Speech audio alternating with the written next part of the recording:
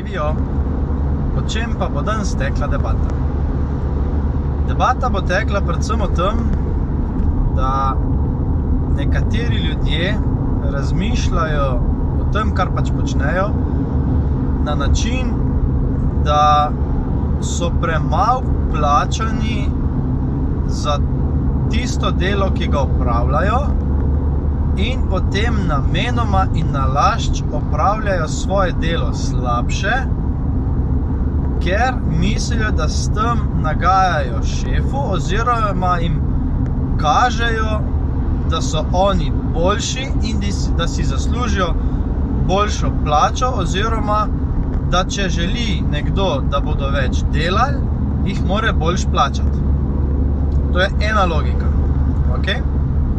Obstajajo pa ljudje, ki bodo mogoče isto plačani kot prvi, ampak se bodo bolj trudili, bodo pokazali rezultate, ampak mogoče ne ene, ne druge, ne bo opazil šef, ne tistega te prvega, da slabš dela, niti tega te drugega, da se trudi.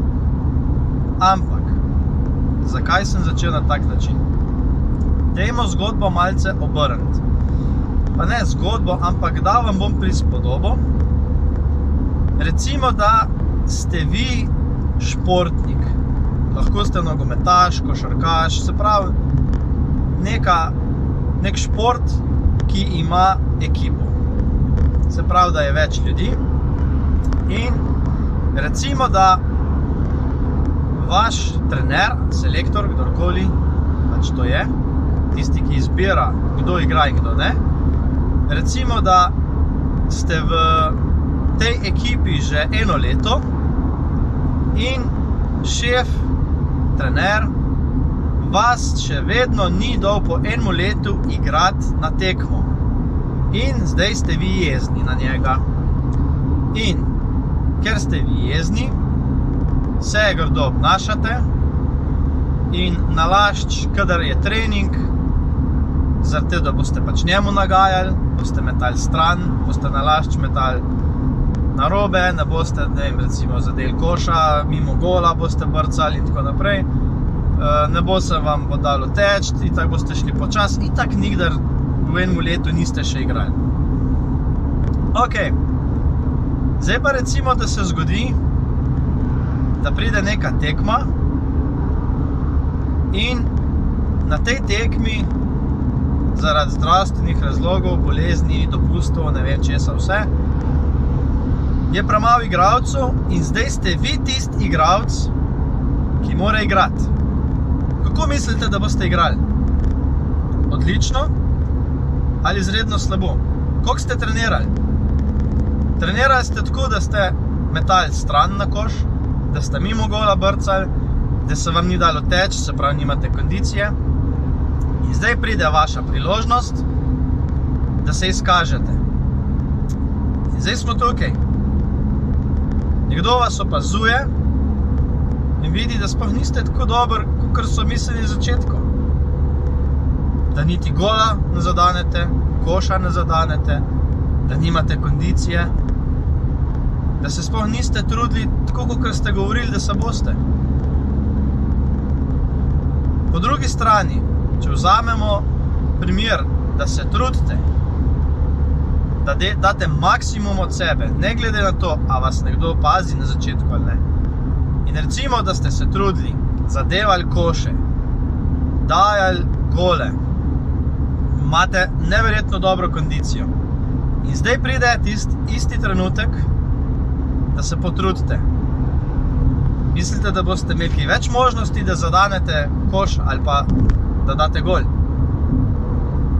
In da nadaljujem še naprej. V prvem primeru, oziroma na začetku, ko sem omenil podjetje, sem rekel, da ne eden, ne drug, tisti, ki se ni trudil in tisti, ki se je trudil, ni bil opažen strani šefa. Ok. Ampak, vedeti morate eno stvar. Vi, ko se trudite zato, da boste imeli vi znanje, ne da ga bo imel šef. In če to preusmerimo na nogometno tekmo spet, ali pa na košarkaško. Tam je pa več ljudi, gledalcev, več trenerjev. Recimo, da je na isti tekmi, kjer vi dobite priložnost, trener enega kluba, ki potrebuje dobrega igralca, ki ga mogoče še toliko ne poznajo. In takrat opazi vas. Date svoj maksimum od sebe, zadanete ne vem koliko košev ogromno, ali pa date 2 gola, več golov, kakor je mogoče povprečje.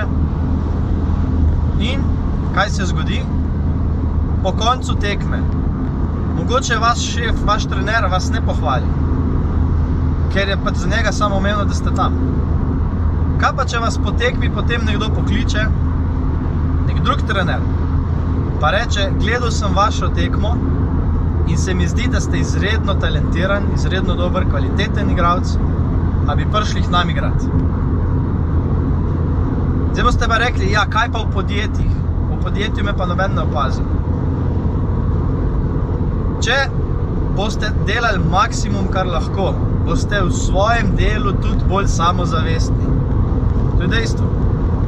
In ko boste šli na katerkoli razgovor, boste samozavestni, boste verjeli vase, boste vedeli, da vi to delo obvladate, ker ste delali na tem, ker ste se trudili, ker veste, koliko znanja imate zaradi sebe.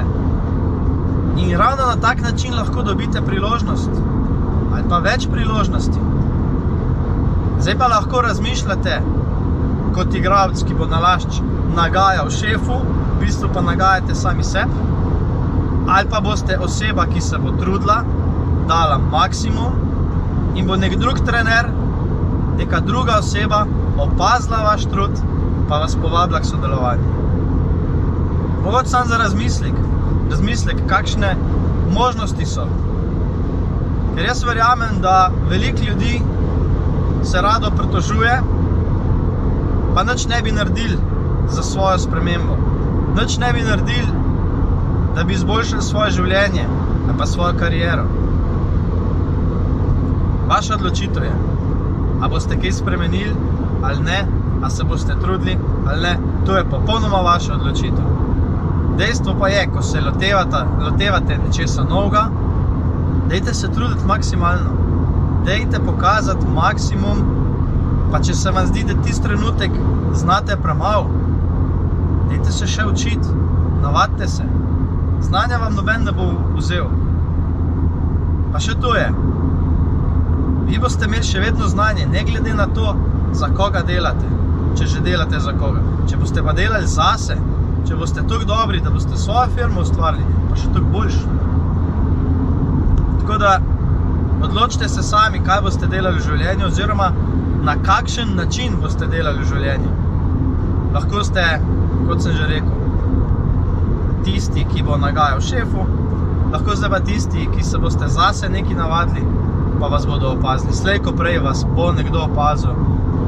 Veste, vesolje deluje na tak način, da kakršno energijo mečemo ven, kakršno energijo dajemo v svet, tako energijo dobimo tudi nazaj.